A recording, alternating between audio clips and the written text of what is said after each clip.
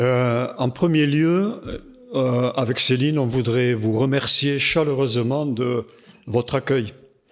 Voilà, nous sommes toujours émus d'amour, on va dire, pour l'accueil qu'on peut recevoir, parmi les frères et les sœurs. Et c'est vraiment, on voudrait vous remercier chaleureusement pour votre accueil fraternel. Voilà. Et puis aussi, pour ce qui me concerne, je voudrais vous remercier particulièrement pour vos prières, parce que c'est des choses que, qu'on ne voit pas forcément, mais on sent les effets. Dans vos prières en particulier pour l'œuvre de Dieu en prison. Vous savez que je vais régulièrement en prison, à la maison d'arrêt de Rouen et au centre de détention de Val-de-Reuil. Dieu agit en prison. Il agit partout, mais je peux vous témoigner qu'il agit en prison. Alors on va ouvrir la bonne parole de Dieu dans le deuxième épître aux Corinthiens, au chapitre 2.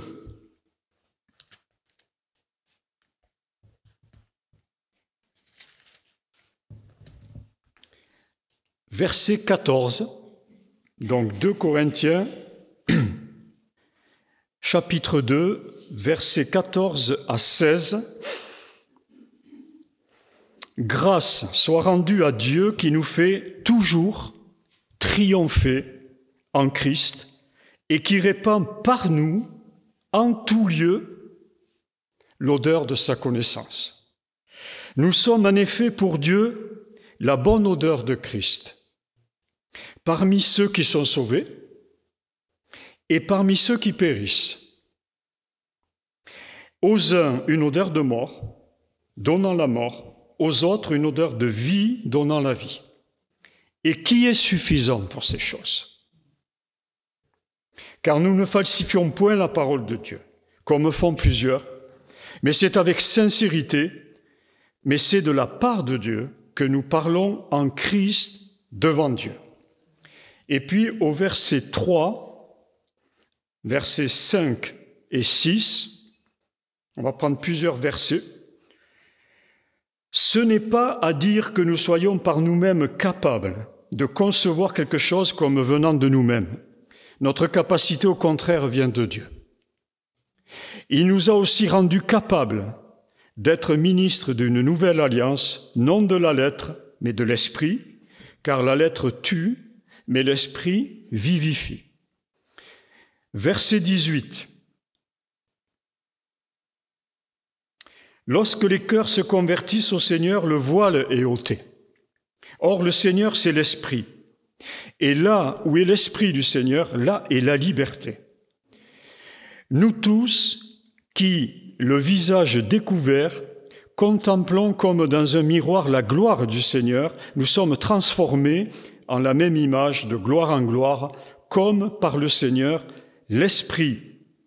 Et chapitre 4, versets 6 à 10, « Car Dieu, qui a dit, la lumière brillera du sein des ténèbres, a fait briller la lumière dans nos cœurs pour faire resplendir la connaissance de la gloire de Dieu sur la face de Christ. Nous portons ce trésor dans des vases de terre afin que cette grande puissance soit attribuée à Dieu et non pas à nous. Amen. » Voilà, je voulais m'arrêter ce matin sur ce verset, ce dernier verset. Nous portons ce trésor dans des vases de terre. Quel est ce trésor? La parole le dit, je ne l'invente pas. Ce trésor, c'est, verset 4, l'évangile de la gloire de Dieu de la gloire de Christ qui est l'image de Dieu. Ce trésor, c'est aussi, verset 6, la connaissance de la gloire de Dieu sur la face de Christ. Tout ça se recoupe, tout ça se rejoint, ne forme qu'un seul tableau, si je puis dire. Et le verset 7 nous parle d'une grande puissance. En effet, la parole de Dieu Et il faut que nous ayons conscience réellement de ça, présente l'Évangile comme une puissance pour le salut de quiconque croit. L'Évangile que nous avons entre les mains et que nous avons dans notre cœur aujourd'hui est une puissance.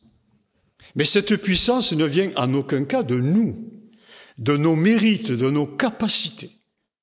En rien, elle n'est puisée là-dedans. On va voir d'où vient cette puissance et comment elle peut agir à travers ce que nous sommes. La puissance, c'est la puissance de son amour. Je crois que tant qu'on n'a pas, presque j'allais dire répété, pris conscience au plus profond de nous, que tout est amour venant de Dieu, que sans l'amour de Dieu, on n'est rien et on ne peut rien, on ne fait rien de bon, bien on est un peu, j'allais dire, à côté un peu de la plaque. Même si on a une grande foi, c'est le 1 Corinthiens 13, si je n'ai pas l'amour, je ne suis rien. Voilà, on peut avoir tout, même la foi, à déplacer les montagnes, mais si je n'ai pas l'amour de Dieu renouvelé en moi, sa puissance, cette puissance d'amour, qui est capable de toucher un cœur le plus récalcitrant, le plus rebelle à Dieu, cette puissance de Dieu ne peut pas agir. Donc c'est la puissance de son amour qu'il a prouvé et qu'il prouve encore en ce que, lorsque nous étions encore des pécheurs, Christ est mort pour nous. On l'a rappelé, la Sainte Seine nous le rappelle. Christ est mort pour nous. Et si nous sommes là vivants, c'est parce que Christ est mort pour nous. La puissance également de sa grâce. Grâce, c'est la source du salut. Le salut, on ne peut pas l'inventer, on ne peut pas le fabriquer. Personne ne peut nous sauver. Nous ne pouvons pas nous sauver par nous-mêmes. C'est la grâce de Dieu, c'est le don gratuit de son amour. Donc la puissance de sa grâce qui a été manifestée par le sacrifice expiatoire de Jésus-Christ, livrant sa vie pour nos péchés et nos iniquités, afin de nous pardonner et de nous réconcilier avec Dieu jusqu'à la vie éternelle. Et puis, la puissance de son esprit, qui nous transforme, on l'a lu, en la même image que le Seigneur. 2 Corinthiens 3, je reviens là-dessus, sur les versets 16 et 18. Lorsque les cœurs se convertissent au Seigneur, le voile est ôté. Or, le Seigneur, c'est l'Esprit, et là où est l'Esprit du Seigneur, là est la liberté. Nous tous qui, le visage découvert, contemplons comme dans un miroir la gloire du Seigneur, nous sommes transformés en la même image, de gloire en gloire, comme par le Seigneur, l'Esprit. L'Esprit est omniprésent, j'allais dire, dans cette œuvre de transformation à la gloire du Seigneur. Que Dieu soit loué. Ce matin, de nous faire réaliser que Dieu nous partage sa gloire. Je m'arrête un instant là-dessus pour qu'on réalise ça. C'est quelque chose qui nous dépasse. C'est quelque chose qu'on ne peut pas, fabriquer, mais Dieu nous partage sa gloire. Or, sa gloire, elle est plus que glorieuse. Je ne sais pas, on n'a pas de mots. Quand on verra Dieu face à face, quand on verra Jésus face à face, on comprendra vraiment, on saisira vraiment dans notre être tout entier la gloire de Dieu. Mais pour l'instant, il nous partage sa gloire. Mais il nous partage sa gloire, et je crois que c'est un peu le message central ce matin. Il nous la déverse, si je puis dire, dans un vase de terre. Qu'y a-t-il de plus humble et de plus fragile qu'un vase de terre? Je voulais amener un vase, en fait, de terre. Ce matin, moi, je ne l'ai pas fait. Mais bon, on peut imager ça. Imaginez un vase de terre, tout simple, d'argile. Voilà. Et puis ce vase, je le prends entre les mains, puis tout d'un coup, il glisse, il tombe. Et qu'est-ce qu'il fait? Il se brise.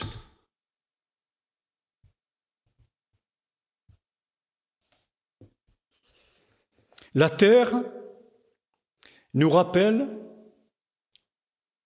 que on a été créé issu de la poussière, de l'humus, être humain, humus, de la terre. La parole de Dieu nous dit que toute chair est comme l'herbe et toute sa gloire comme la fleur de l'herbe. L'herbe sèche et la fleur tombe. Tout cela nous rappelle, et je crois que ce matin, c'est bon de se rappeler de ça. De toute façon, les ans qui passent nous rappellent ça. Notre vieillesse, notre vieillissement nous rappelle ça. Nous sommes fragiles.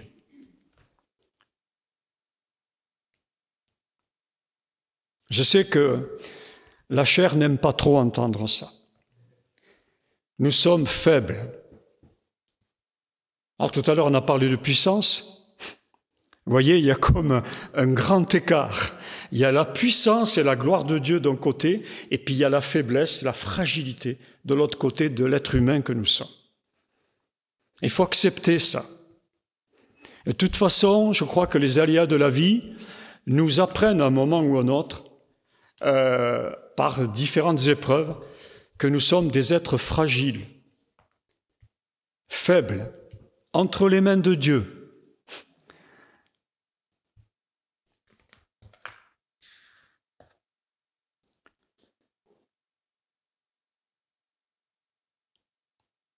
Alors j'ai noté dans cette préparation que pour que la gloire de Dieu resplendisse et nous transforme aussi à l'image de Christ, il faut que ce vase de terre que nous sommes soit brisé.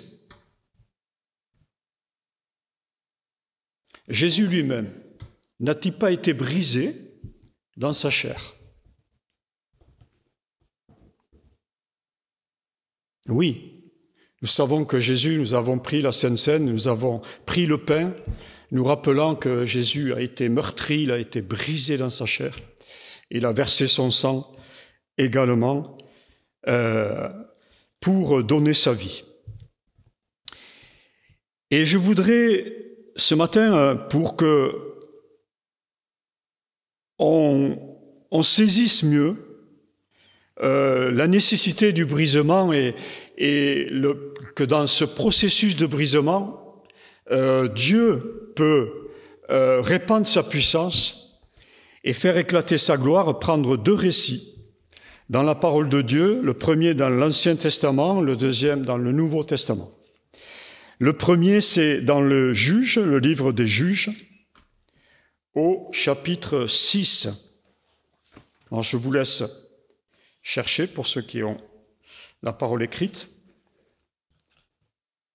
Juge, chapitre 6. Vous connaissez bien, nous connaissons bien cet épisode. Il s'agit de Gédéon, qui était juge en Israël, qui est devenu juge en Israël. Un homme simple, un homme qui cultivait la terre, qui travaillait dans les champs, qui venait d'un milieu simple. Il nous est dit au verset 13, alors j'ai pris quelques passages pour synthétiser l'illustration de ce brisement. Il nous est dit que, au verset 13, Gédéon lui dit, il a un dialogue avec l'ange de l'Éternel qui lui est apparu. Gédéon lui dit, « Ah, mon Seigneur, si l'Éternel est avec nous, pourquoi toutes ces choses nous sont-elles arrivées? Et où sont tous ces prodiges que nos pères nous racontent? Quand ils disent, « L'Éternel ne nous a-t-il pas fait monter hors d'Égypte? Maintenant l'Éternel nous abandonne, et il nous livre entre les mains de Madian. » L'Éternel se tourna vers lui et dit, « Va avec cette force que tu as, et délivre Israël de la main de Madian. N'est-ce pas moi qui t'envoie? Gédéon lui dit, « Ah, mon Seigneur, avec quoi délivrerai-je Israël? Voici, ma famille est la plus pauvre en Manassé, et je suis le plus petit dans la maison de mon père. » L'Éternel lui dit, « Mais je serai avec toi, et tu battras Madian comme un seul homme. » Un peu plus loin, au chapitre 7, on fait un saut dans le récit, et verset 7, l'Éternel dit à Gédéon, « C'est par les 300 hommes qui ont la paix que je vous sauverai et que je livrerai Madian entre tes mains. Que tout le reste du peuple s'en aille, chacun chez soi. » Un tri a été fait dans l'armée d'Israël, mis à disposition de Gédéon. Il reste 300 hommes pour aller combattre un grand peuple, ennemi vraiment d'Israël, armé. Verset 12 du même chapitre, du chapitre 7. Madian, Amalek et tous les fils de l'Orient étaient répandus dans la vallée comme une multitude de sauterelles, et leurs chameaux étaient innombrables comme le sable qui est sur le bord de la mer. Verset 16, il divisa en 3 corps les 300 hommes, et il leur remit à tous des kalachnikovs, des roquettes, il leur remit à tous des trompettes et des cruches vides avec des flambeaux dans les cruches. Verset 19, Gédéon et les 100 hommes qui étaient avec lui arrivèrent aux abords du camp au commencement de la veille du milieu. Comme on venait de placer les gardes, ils sonnèrent de la trompette et brisèrent les cruches qu'ils avaient à la main. Les 3 corps sonnèrent de la trompette et brisèrent les cruches. Ils saisirent de la main gauche les flambeaux et de la main droite les trompettes pour sonner. Et ils s'écrièrent « Épée pour l'Éternel et pour Gédéon ». Ils restèrent chacun à sa place autour du camp, et tout le camp se mit à courir, à pousser des cris, à prendre la fuite. Amen. C'est incroyable ce récit. Imaginez quoi. La victoire de Gédéon et d'Israël s'est réalisée au travers d'une toute petite troupe armée, si on peut appeler ça des armes, de trompettes et de cruches. Cruches qui ont été brisées pour laisser briller une torche, symbole de la lumière divine, brillant au sein des ténèbres. Ce n'est qu'une fois que la cruche a été brisée, que la lumière fut révélée avec puissance. La puissance glorieuse de Dieu. De la même manière, la lumière de Christ, crucifié, ressuscité et glorifié, c'est ce Christ-là que nous portons en nous. Ce trésor, nous le portons en nous, mes frères et sœurs. De la même manière, la lumière de Christ ne peut resplendir en nous, dans notre homme nouveau, que lorsque notre vieil homme, composé de la nature adamique, est crucifié. Galates 5, 24 nous dit que ceux qui sont à Jésus-Christ ont crucifié la chair avec ses passions et ses désirs. Oui, la croix doit être au centre de nos vies, mais pas seulement en face de nous, elle doit être aussi en nous, si je puis dire. Le deuxième exemple, dans le Nouveau Testament, on revient à 2 Corinthiens 2, et c'est l'apôtre Paul, le même apôtre Paul. 2 Corinthiens 2, verset 12, qui a vécu une expérience surnaturelle. Le grand apôtre Paul va être, va redescendre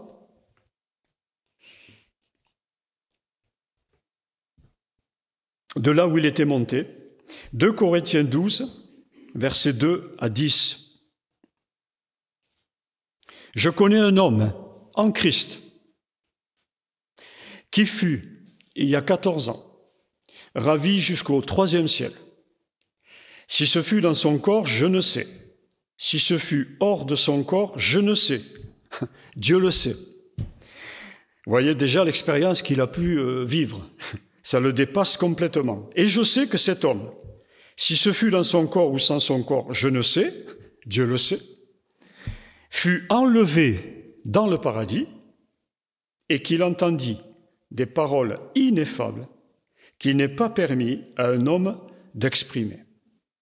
Je me glorifierai d'un tel homme, mais de moi-même je ne me glorifierai pas, sinon de mes infirmités. Si je voulais me glorifier, je ne serais pas un insensé, car je dirais la vérité. Mais je m'en abstiens, afin que personne n'ait à mon sujet une opinion supérieure à ce qu'il voit en moi ou à ce qu'il entend de moi. Et pour que je ne sois pas enflé d'orgueil, à cause de l'excellence de ces révélations, il m'a été mis une écharde dans la chair, un ange de Satan pour me souffleter et m'empêcher de m'enorgueillir. 3 fois, j'ai prié le Seigneur de l'éloigner de moi. Et il m'a dit, « Ma grâce te suffit, car ma puissance s'accomplit dans la faiblesse. Je me glorifierai donc bien plus volontiers de mes faiblesses, afin que la puissance de Christ repose sur moi. C'est pourquoi je me plais dans les faiblesses, dans les outrages, dans les calamités, dans les persécutions, dans les détresses, pour Christ. Car quand je suis faible, c'est alors que je suis fort. Amen. » Voilà cet homme de Dieu, ce grand apôtre qui fait une expérience surnaturelle, extraordinaire, où il est transporté à un 3e ciel, à un niveau de la présence de Dieu qu'il ne peut pas décrire, et puis qui, j'allais dire, revenant sur terre, se voit avec son écharde, avec quelque chose qui le fait souffrir dans son corps, dans sa chair, et il prie le Seigneur. C'est un homme de prière, c'est un homme de foi. Il prie le Seigneur que le Seigneur lui enlève cette écharde, le soulage de cette écharde. Mais le Seigneur connaît l'être humain qu'est Paul. Il connaît ce qu'il y a dans l'être humain, cette tendance à l'orgueil, cette tendance à ramener à soi, y compris la gloire de Dieu, à s'accaparer quelque part la gloire de Dieu. Et le Seigneur, connaissant ça, a voulu éviter à l'apôtre Paul, et veut nous éviter à nous aussi, par la même occasion, a voulu lui éviter de s'enfler d'orgueil. Parce que s'il lui avait enlevé cette écharde, s'il avait répondu à sa prière, probablement, c'est sûr, mais on peut dire c'est sûr, parce que si le Seigneur a fait ça, c'est qu'il savait très bien la suite, ou comment ça allait tourner. Probablement, cet homme de Dieu se serait enflé d'orgueil. Et même, il aurait, dans son témoignage, il aurait été, entre guillemets, peut-être adulé par les autres, et donc ça, c'est propice à ce que la chair, elle s'approprie la gloire de Dieu, voilà, et se réjouisse se réjouisse dans sa chair du miracle de Dieu. Donc je crois que là, Dieu nous fait comprendre et a fait comprendre à l'apôtre Paul que la grâce de Dieu nous suffit. Vous ne croyez pas? Personnellement, je peux dire aussi ce matin, et j'ai envie de dire, Seigneur, vraiment, ta grâce me suffit.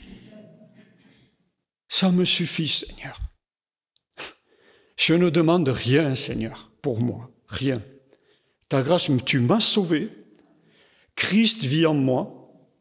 Ce Jésus-Christ qui a été crucifié pour moi, pour chacun d'entre nous, qui a été ressuscité par la puissance de Dieu, qui est glorifié au siècle des siècles et qui vit en chacun d'entre nous.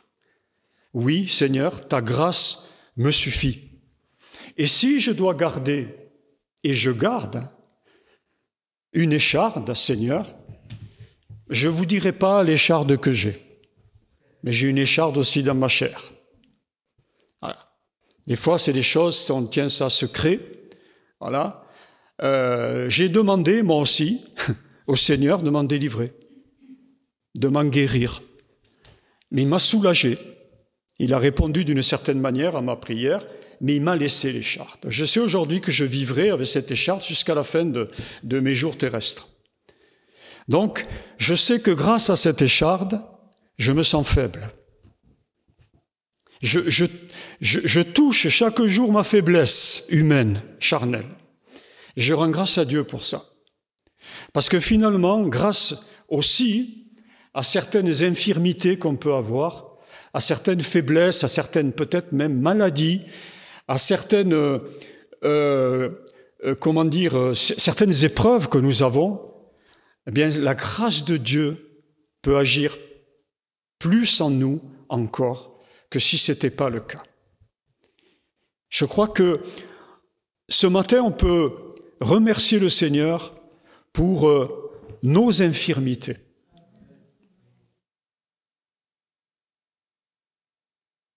Nos faiblesses.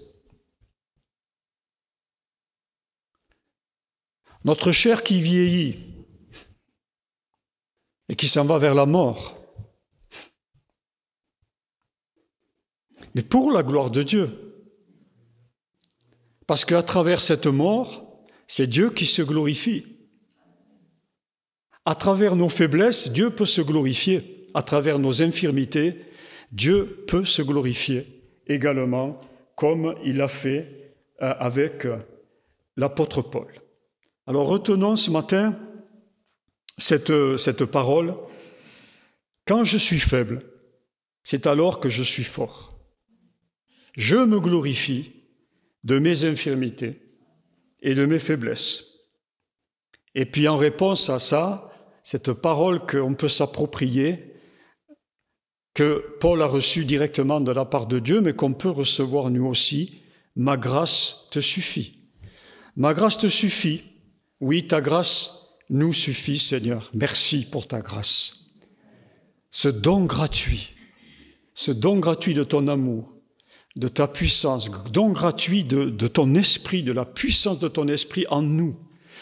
Et quand nous acceptons cette réalité que finalement, on a besoin d'être brisé dans notre chair et que notre chair a besoin d'être crucifiée, de porter en elle, en définitive, la mort de Jésus à la croix, eh bien, on est tout à fait disponible à vivre humblement la grâce et la puissance de Dieu.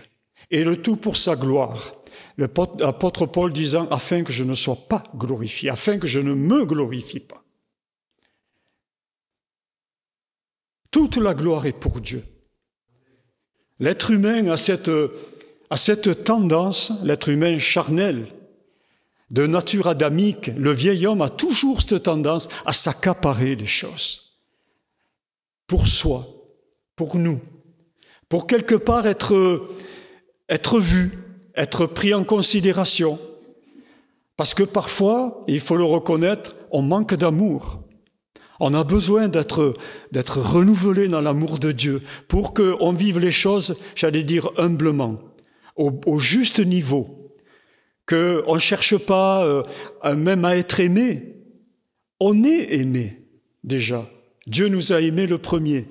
Son amour est répandu dans nos cœurs par le Saint-Esprit. Et si notre frère, notre sœur, notre prochain ne nous aime pas comme on aimerait qu'il nous aime, c'est pas grave, puisqu'on a l'amour de Dieu en nous. Voyez, on n'a pas à chercher, je crois, à être aimé. On n'a plus à chercher à être aimé. On est aimé. Sa grâce nous suffit. Merci Seigneur pour ta grâce. Alors, quelle leçon on peut tirer en tant que chrétien de ces deux récits ? J'en ai tiré deux leçons, je crois, importantes. et afin que le trésor divin qui vit en nous, par son esprit, resplendisse dans nos vies. La première leçon, c'est que nos infirmités, nos afflictions, nos incapacités humaines, en un mot, notre faiblesse, reconnue, acceptée, permet à la puissance et à la gloire de Dieu de se révéler et d'agir. Et la deuxième leçon, c'est que notre trésor, ce trésor que l'on porte dans ce vase de terre, Christ lui-même, ne peut resplendir qu'à travers un cœur et un esprit humble, tel que cela est écrit dans plusieurs passages dans les Écritures. Proverbe 18, 12 nous dit « Avant la ruine, le cœur de l'homme s'élève, mais l'humilité précède la gloire. » L'humilité précède la gloire. Pas de gloire de Dieu sans humilité de l'homme. Ésaïe 57, 15, et je terminerai avec une conclusion. Ésaïe 57, 15 nous dit « Car ainsi parle le Très-Haut, dont la demeure est éternelle et dont le nom est saint. J'habite dans les lieux élevés et dans la sainteté.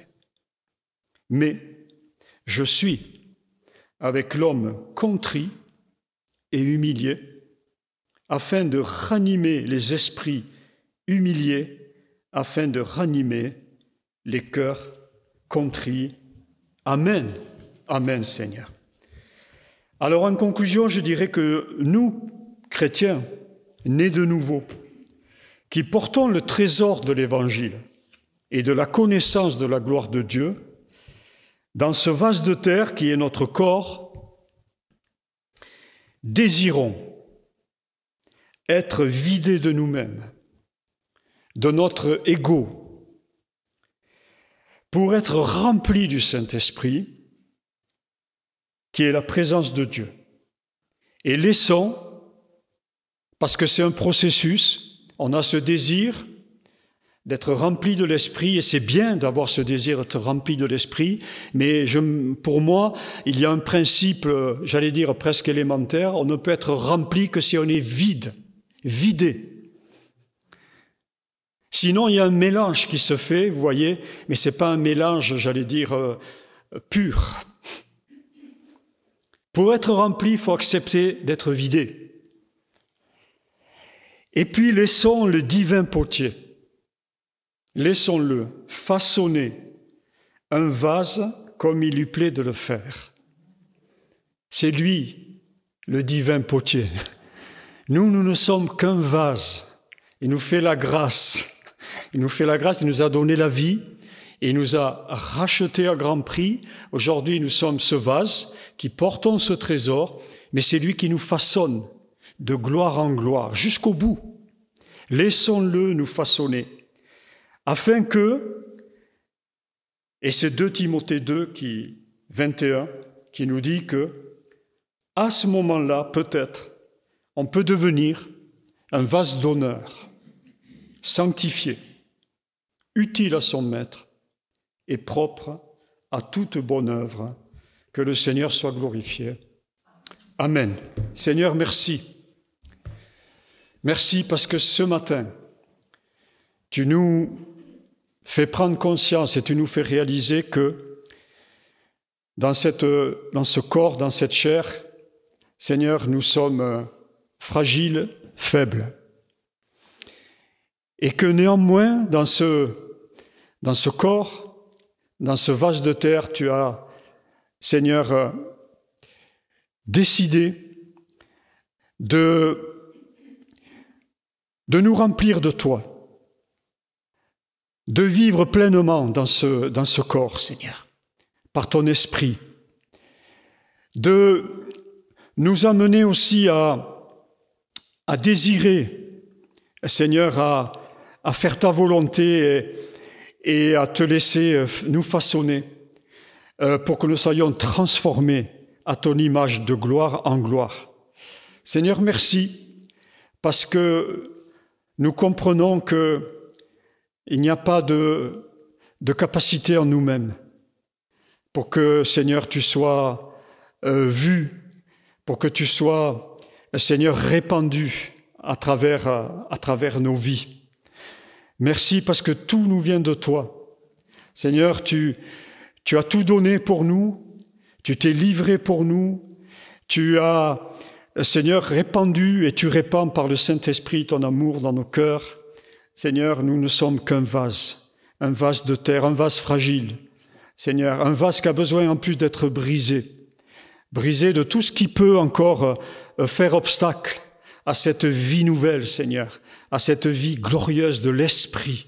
Ah, Seigneur, merci, parce que tu nous façonnes, tu nous aimes de telle manière, Seigneur, que tu prends patience à notre égard quand nous avons cette tendance à attirer les choses à nous-mêmes, à nous glorifier, à être encore orgueilleux quelque part. Seigneur, merci, parce que tu nous permets, Seigneur, de marcher dans l'humilité, en te suivant, en te contemplant, en te laissant nous façonner.